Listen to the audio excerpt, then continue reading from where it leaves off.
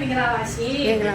ဒီနေ့ကကြတော့ဖြူဖြူကဘုံတော်စီးပွားရေးကနေပြီးတော့ဘောနဲ့ကိုလာထုတ်ပြီးတော့ရွှေလာလောက်တာဖြစ်ပါတယ်ဒီရွှေဆိုင်ကတော့အသစ်ကလေးလည်းဖြစ်ပါတယ်ကျမတို့ဆိုရင်ဘောင်းဘောင်းမှာ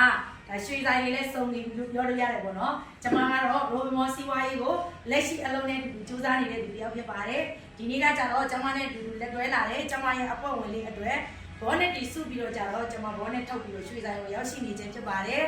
ဖြူရဲ့ဘလူပိုင်းကိုကြည့်နေတဲ့ညီကောင်မမကြီးလည်းလက်ရှိအလုံးနဲ့တူအပေါ်ဝင်ဝင်ရှာခြင်းနဲ့ကိုယ့်ရဲ့ဘဝကိုတိုးတက်ခြင်းနဲ့ညီကောင်မမကြီးလည်းကျမတို့လိုမျိုးပဲအမြဲတမ်းရွှေတွေကိုအမြဲတမ်းစုလို့ရအောင်မြန်မာပြည်မှာအခုချိန်မှာဆိုရင်နိုင်ငံရေးမကောင်းတဲ့အတွက်မှပြည်နိုင်ငံမှာလာပြီးတော့ဝင်ငွေလမ်းကြောင်းလေးတွေကိုတိစောက်ခြင်းနဲ့ဘောလုံးညမာလေးတွေဆိုရင်ဖြူလိုပဲအခုလိုမျိုးရွှေတွေဝယ်စုပြီးတော့အခွင့်အရေးကွန်လန်းကိုလိုချင်တဲ့ညီကောင်မမကြီးဆိုရင်ကျမတို့နဲ့တူဆက်သွယ်လာလို့ရပါတယ်အခုလိုမျိုးကိုယ့်ရဲ့အဖွဲ့ဝင်တယောက်ကိုကိုယ်တိုင်ကနေပတ်စံစုပေးပြီးတော့ဝင်ဝင်လန်းကြောင်းတွေကိုပြပေးရင်းနဲ့အခုလိုရွှေဆိုင်မှာဒီနေ့လာလောက်ပြရတဲ့အတွက်လည်းအရန်ပုံမှန်ဝမ်းသာပါတယ်ဒါကြောင့်ညီကောင်မမိတ်ဆွေတငယ်ချင်းတို့အနေနဲ့ဒီပရိုဂရမ်ကိုကြည့်နေတဲ့ညီကောင်မတွေလည်းကျမနဲ့တူကိုရိတ်ခွက်လန်းကိုလိုချင်တဲ့ဘလိုမျိုးရွှေတွေကိုခဏခဏဝယ်ချင်နေဆိုရင်ဒီပရိုဂရမ်နဲ့အတူတူအသေးစိတ်ကိုမြင်မြန်ဆက်သွယ်လို့ရပါတယ်အားလုံးကိုကျေးဇူးများကြီးတင်ပါတယ်ရှင်